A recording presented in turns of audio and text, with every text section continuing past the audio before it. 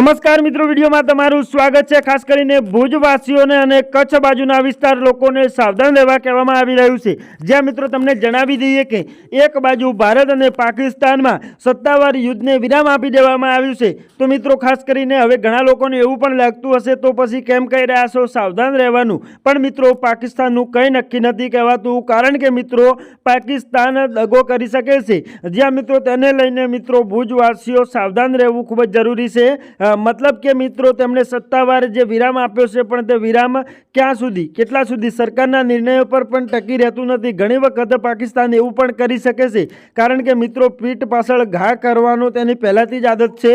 તો ખાસ કરીને સાવધાન રહેવા અને વર્તવા કહ્યું છે। દિલ્હીવાસીઓને પણ આ અપડેટ આપવામાં આવી છે। તો મિત્રો આના વિશે તમારે શું કહેવું છે, અને મિત્રો આ વિરામ આપ્યો તે સારું છે કે અયોગ્ય છે? કારણ કે મિત્રો એક બાજુ ભારતે વળતો જવાબ આપી દીધો હતો અને હવે પાકિસ્તાને ઘૂંટણો પર આવી ગયું છે અને હવે તેણે માફી માંગીને કહ્યું કે આ યુદ્ધને વિરામ આપી દઈએ। તો મિત્રો આના વિશે તમારે શું કહેવું છે?